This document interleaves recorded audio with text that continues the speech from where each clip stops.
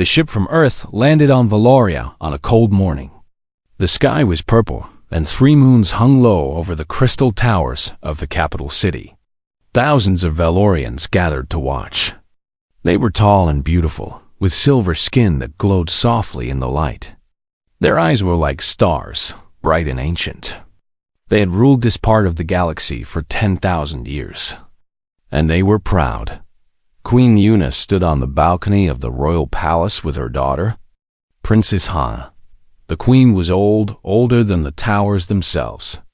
But she still looked young and beautiful. That was the way of Valorians. They lived forever, or close to it. The humans have finally come, the queen said. Her voice was soft but carried power. They discovered space travel only 200 years ago. They are children compared to us. Princess Hana watched the ship open. She was curious about these humans. She had read about them. They lived only 80 or 90 years. Their bodies were soft and broke easily. They could not see in the dark like Valorians could. They could not hear the whispers of the stars. They seemed so small and weak. A man walked down from the ship. He wore a simple gray uniform with a patch on his shoulder showing Earth. He was not tall, not by Valorian standards. His skin was brown and warm, not silver. His hair was black and cut short. His eyes were dark and calm. His name was Taiho, the Galactic. Council had sent him as a gift to Princess Hana, a human bodyguard. Everyone knew it was an insult dressed as an honor. What could this weak creature protect her from? The message was clear. Humans were not important. Humans were servants and guards, nothing more.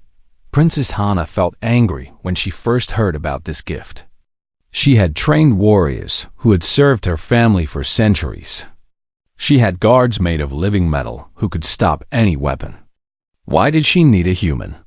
But her mother told her to accept the gift with grace. Politics were complicated. Earth was new to the galaxy, and Valoria needed to seem welcoming. So Hana said nothing when Taiho was brought before her.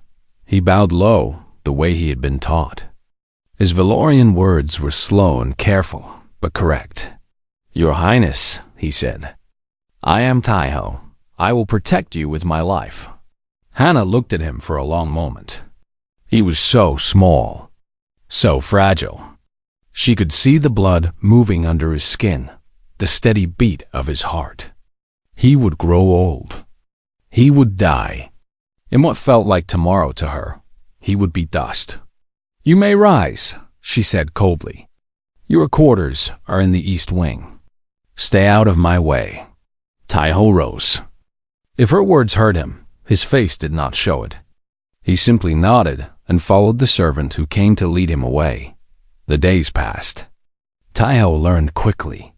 He studied Valorian customs, their language, their history. He woke before the princess and slept after she did. He stood outside her door through the long Valorian nights, which lasted 20 Earth hours. He never complained. He never asked for rest. The other guards laughed at him. They were tall and strong, with bodies designed for war. They called him Little Shadow. They made jokes about how long he would last before running back to Earth. Taiho said nothing. He just kept working. Princess Hana tried to ignore him. But she noticed things. She noticed how he studied every room before she entered it. She noticed how his eyes moved to every door, every window, every shadow. She noticed how he learned the names of every servant, every guard, every visitor. One night, she could not sleep. She walked through the palace gardens under the 3 moons. The flowers glowed blue and silver in the darkness. The air smelled sweet. She found Taiho standing near a fountain, watching the sky. "You should be resting," she said. "Humans need more sleep than we do." "I am fine, Your Highness," he said. "Why did you take this job?" She asked. The question came out before she could stop it. "You must know what everyone thinks. They think you are a joke, a pet. Why would you come here?" Taiho was quiet for a moment. When he spoke, his voice was calm. On Earth, I was a soldier, he said. I protected people. That was my purpose. When the council offered me this position, I took it because it is what I know how to do. I do not care what others think of me. I care only about doing my duty. Hannah studied his face. There was no anger there. No shame. Just simple truth. You will die here, she said. In 50 or 60 years you will be old and gone. I will still be young. Why spend your short life standing outside my door? Taiho looked at her. For the first time, she saw something deep in his dark eyes. Something she did not understand. Because those 50 or 60 years mean something to me, he said. Every day matters. Every moment is precious, because I have so few of them. I choose to spend mine protecting you, Your Highness. That is not a waste. That is a gift I give to myself. He bowed his head and walked back toward the palace. Princess Hannah stood alone in the garden for a long time. The moons moved slowly across the purple sky. The flowers glowed and swayed in the night wind. She thought about time. She had so much of it. Endless centuries stretched before her like an ocean. She had never thought about what it meant to have so little. Maybe, she thought, there was more to humans than she knew. Maybe there was more to this one called Taiho. 3 months passed on Valoria. The seasons changed slowly, as they always did on this ancient world. The trees in the royal gardens turned from silver to gold. The air grew warm and soft. Taiho had become a familiar sight in the palace. He walked behind Princess Hannah like a quiet shadow. He ate Valorian food, which was strange to his human body. He learned to read the old language carved into the palace walls. He never stopped watching, never stopped learning. Some of the guards had stopped laughing at him. They saw how seriously he took his work. They saw how he trained every morning, practicing with weapons and his own body. He was not strong like them, but he was fast. He was clever. He never gave up. Princess Hannah had started to speak with him more often. She asked him about Earth, about human cities and oceans and mountains. He told her about snow and rain and the sun that rose every morning. She had never seen a yellow sun. Valorian suns were blue and cold. It sounds beautiful, she said one evening. They were walking through the palace before a great ceremony. Ambassadors from many worlds had come to Valoria. The halls were full of strange creatures from distant stars. It is, Taiho said. But so is Valoria. Hannah smiled. It was a small smile, but real. She had not smiled at him before. The ceremony began in the great hall. Queen Yuna sat on her crystal throne, dressed in robes that shimmered like water. Princess Hannah stood beside her, wearing a crown of living light. Hundreds of guests filled the room. There were beings with 4 arms, beings with no eyes, beings made of gas and shadow. Taiho stood at the edge of the room with the other guards. He watched everything. The doors, the windows, the dark corners where the light did not reach. Something felt wrong. He could not explain it. Valorians had better eyes and ears than humans. They could sense things humans could not. But humans had something else. Millions of years of being hunted on a dangerous planet had given them instincts that other species did not understand. They could feel danger before they saw it. Taiho felt it now. He looked at the shadows near the great pillars. Nothing moved. Nothing was there. But his heart beat faster. His muscles grew tight. Every part of his body screamed that something was coming. The Keth assassins came from nowhere. They were shadow walkers, creatures who could hide in darkness itself. They had been invisible to every sensor, every guard, every security system. They moved like smoke through the room, heading straight for the princess. The Valorian guards did not see them. They could not. The Keth were made for killing. They had killed kings and emperors across 100 worlds. No one ever saw them coming. But Taiho saw. He saw the tiny movement of air. He saw the slight bend of light where something passed through it. He saw the wrongness that his ancient human instincts recognized even when his eyes could not. He ran. He did not shout a warning. There was no time. He pushed through the crowd, knocking aside a tall ambassador, jumping over a table of food. His hand found his plasma pistol, the weapon they had laughed at him for carrying. The first assassin appeared from the shadows behind the princess, a blade of dark energy in its hand. Taiho fired. The assassin fell. The second came from the left. Taiho spun and fired again. The body crashed against the pillar. The third came from above, dropping from the ceiling like a spider. Taiho looked up and shot it out of the air. Now the Valorian guards were moving. Now they understood the danger. Screams filled the hall. Queen Yuna was being rushed away by her protectors. But the fourth assassin was already too close to Princess Hana. Taiho could not shoot. The princess was in the way. If he missed, he would hit her dot, so he did the only thing a human could do. He threw himself. Between them, the blade went into his chest instead of hers. He felt cold fire spread through his body. He felt his legs give way. He saw the assassin's face, twisted with anger, before another guard finally cut it down. Then he saw Princess Hana's face above him. Her silver skin, her star-bright eyes. She was holding him, and she was crying. He had not known that Valorians could cry. Why? She asked, her voice breaking. Why did you do that? My duty, he whispered. Speaking was hard. Everything was hard. The world was growing dark at the edges. No, she said. That was more than duty. Tell me why. But Taiho could not answer. The darkness took him. He woke up 3 weeks later in a medical chamber. Valorian doctors had rebuilt his chest, healed his wounds, saved his life. They told him he was lucky. The blade had missed his heart by the width of a finger. Princess Hana came to see him every day while he healed.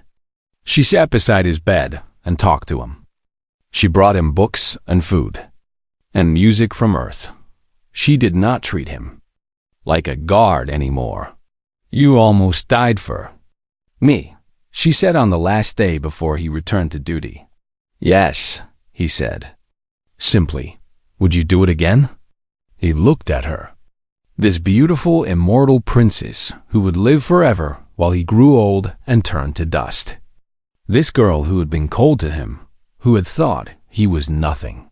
Yes, he said. Every time. She took his hand. Her silver fingers wrapped around his brown ones. She did not let go for a long time. Something had changed between them. They both knew it. The whole palace knew it. The human had proven himself. And the princess had found something she never expected. Years passed on Valoria. To Princess Hana, they felt like moments. To Taiho, they felt like a lifetime. But for both of them, the years were sweet. They spent every day together. Taiho was still her bodyguard, still her protector. But he had become something more. A friend, a companion. Someone who made the endless centuries feel less empty. Hana taught him about Valorian art. She showed him paintings that were older than human civilization. She played music on instruments made of crystal and starlight. She read him poetry written before Earth had oceans. Taiho taught her about human things. He showed her how to play chess, moving small pieces across a board, thinking many moves ahead. She loved it. She loved how humans had created such complexity from such simple rules. He taught her card games that soldiers played in camps far from home. He told her stories that humans had told for thousands of years. Stories about heroes and monsters and love that lasted beyond death. Your stories are so short, she said one night. They were sitting in her private garden under the 3 moons. Your heroes live and die in just a few pages. Our epics take centuries to tell. That is because we have less time, Taiho said. He was older now. Gray had appeared in his black hair. Lines had formed around his eyes. To Valorians, he was aging fast. To humans, he was just reaching middle age. We have to fit everything into our small lives. Every moment must matter. Hannah looked at him. She saw the changes in his face, the marks that time had left. It hurt her in a way she had never felt before. "I do not want you to grow old," she whispered. Tae-ho smiled. "I am not old yet, and I am not going anywhere." The palace talked. Everyone talked. The princess and her human, always together, always laughing, always lost in conversation. The nobles whispered that it was wrong. A princess of eternal Valoria should not spend her time with a creature who would be dead in a blink of an eye. Queen Yuna watched carefully. She said nothing, but she saw everything. The galaxy was changing around them. Humans were spreading across the stars like fire across dry grass. They worked harder than any other species. They thought differently. They solved problems that older races had given up on. When a great plague struck 3 star systems, human doctors worked without sleep for weeks. Other species grew tired. They needed rest. They needed time. But humans pushed through the exhaustion, running on coffee and willpower until they found a cure. Millions of lives were saved. When pirates attacked the outer colonies, human soldiers held the line. They were outnumbered and outgunned, but they refused to retreat. They fought for 2 weeks straight, sleeping in shifts, eating when they could, never giving up. The pirates, who had conquered a dozen worlds, finally fled in confusion. They did not understand these strange creatures who would not stop. When a trading company needed a new route through dangerous space, human navigators found a way. They tried paths that others called impossible. They crashed and died and tried again. Eventually, they succeeded. The old species of the galaxy watched with wonder and fear. Humans live such short lives, but they lived them with such fire. They loved harder. They worked faster.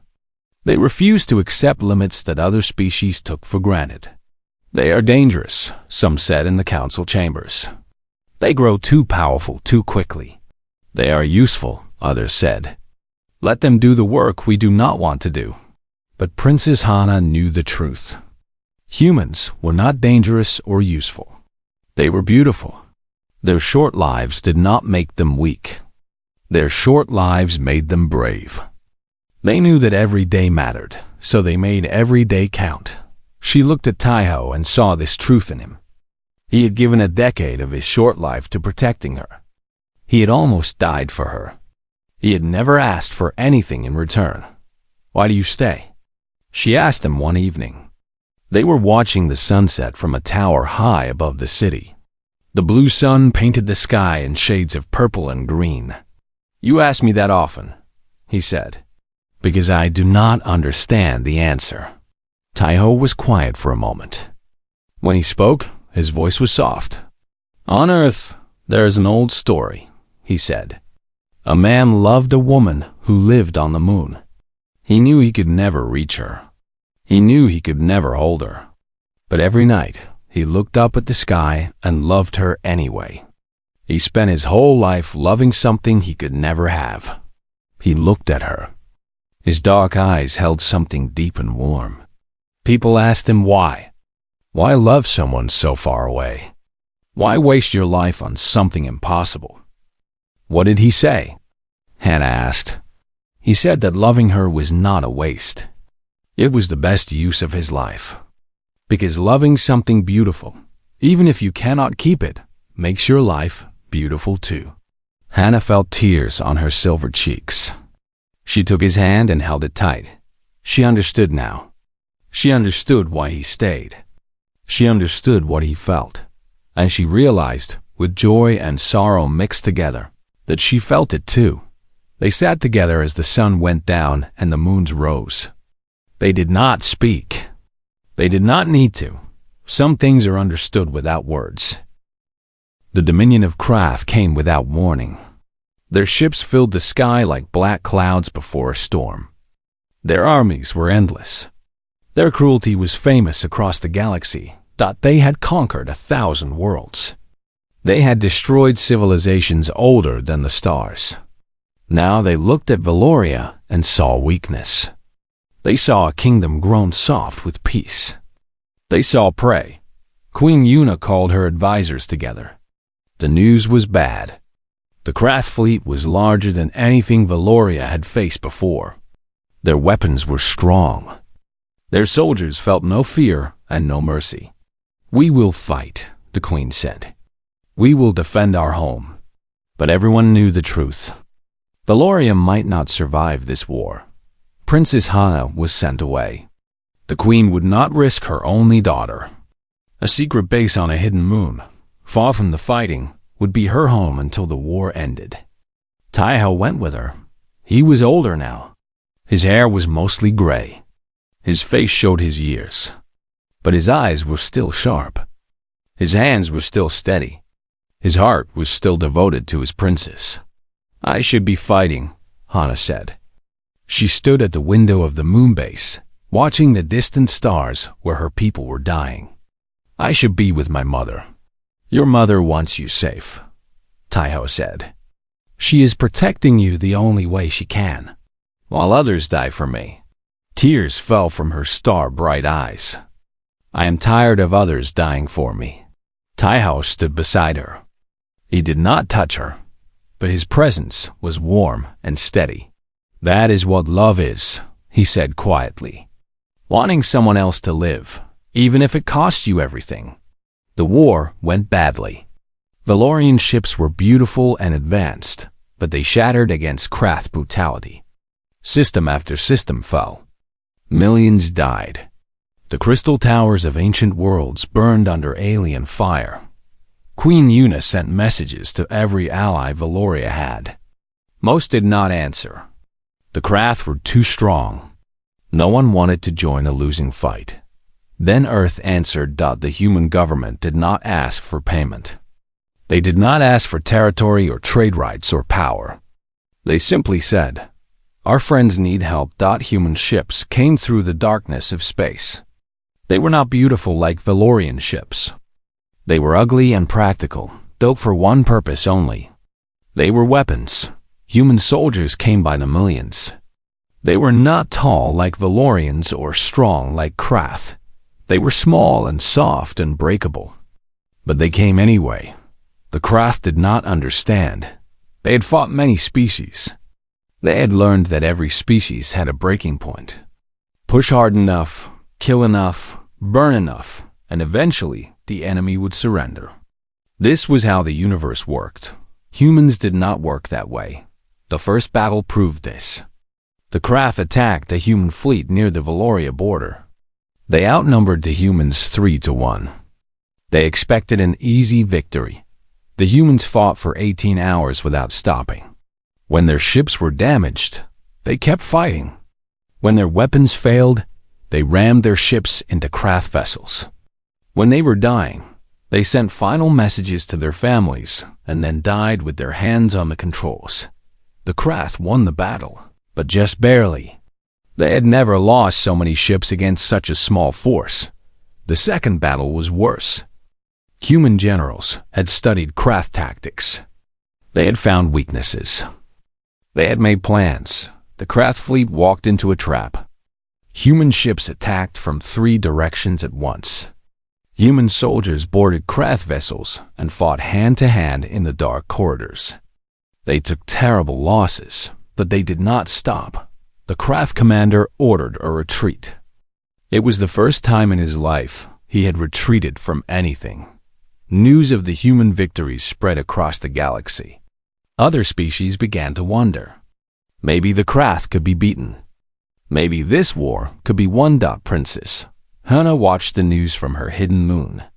She saw recordings of human soldiers charging into certain death. She saw them carrying wounded friends through fire. She saw them die with smiles on their faces because they knew their sacrifice meant something. "They are like you," she said to Taiho. "They give everything." "We are all like this," he said. "Every human. We know our time is short. So we spend it on things that matter. And nothing matters more than protecting the people we love. The war lasted 3 years. 3 long, bloody years. Millions died on both sides. Entire worlds were destroyed. But slowly, battle by battle, the tide turned. The Krath were pushed back. Their endless armies ran out of soldiers. Their great fleet became a scattered ruin dot in the end. The Dominion of Krath surrendered. For the first time in their history, they admitted defeat. The galaxy celebrated. The impossible had happened. The great conquerors had been beaten dot, and everyone knew who had made the difference. The humans had come. The humans had fought. The humans had won. Princess Hana held Taiho's hand as they watched the celebrations on the view screen. His hand was wrinkled now, spotted with age. Hers was smooth and silver, unchanged by time. "Thank you," she whispered. "Thank you for everything your people did." "They did not do it for thanks," he said. "They did it because it was right. They did it because friends needed help." He looked at her with his old, wise eyes. That is what humans do. We protect the people we love, even when it costs us everything. The war was over. The Krath were defeated. The galaxy was at peace for the first time in years. Princess Hana returned to Valoria with Taiho by her side. The capital city still stood, though many towers had fallen in the fighting. The people lined the streets to welcome their princess home. They cheered and threw flowers that glowed like tiny stars. But the loudest cheers were for the human who walked beside her. The old soldier with gray hair and tired eyes, who had served their princess for 15 years. The palace guards saluted him as he passed. The nobles who had once laughed at him bowed their heads with respect. Queen Yuna waited in the great throne room. She had survived the war, though she looked older somehow. Even immortal beings can be touched by sorrow. She had lost friends. She had lost soldiers. She had nearly lost her world. The throne room was full of important people. Ambassadors from 100 worlds had come to celebrate the victory. Admirals wore their medals. Nobles wore their finest clothes. The Galactic Council had sent representatives. But most important of all were the humans. Soldiers and generals, doctors and engineers, all the people who had helped save Valoria. They stood at the front of the crowd, honored guests in a place that had once looked down on them. Princess Hana walked through the crowd to stand before her mother. Taiho tried to stay behind with the other guards, but Hana held his hand and brought him with her. The room fell silent. Everyone knew something important was about to happen. Queen Yuna looked at her daughter for a long moment. Her star-bright eyes saw everything. The love, the devotion, the years of companionship. Then she spoke. Her voice carried through the great hall like music. "My daughter, you have known many protectors in your life. The Royal Guard, who have served our family for 10,000 years. The great admirals, who command ships that could destroy worlds. The ancient alliances with powerful species across the galaxy." She paused. The silence was heavy. "Tell me, who protects you the most?" Everyone understood. This was not just a question. This was a test. The answer would shape Valoria's future. Would the princess name a powerful ally? A great species? A political friend? Princess Hana looked at the crowd. She saw the admirals waiting hopefully. She saw the ambassadors leaning forward. She saw all the powerful people who wanted to be named, who wanted to be honored. Then she looked at Taiho, her human, her guardian, her friend. He was old now, really old by human standards. His face was lined and weathered. His hair was white as snow. His hand shook slightly. He had maybe 20 years left, if he was lucky. A blink of an eye to a Valorian, but his eyes were still the same. Dark and calm and full of love. "My human," Princess Hana said clearly. Her voice rang through the hall. Whispers erupted everywhere. The nobles looked shocked. The ambassadors looked confused. But Hannah did not care. And why? Queen Yuna asked. Hannah took a deep breath. She had thought about this moment for years. Because the others protect me from duty, she said. The guards protect me because it is their job. The admirals protect Valoria because it is their purpose.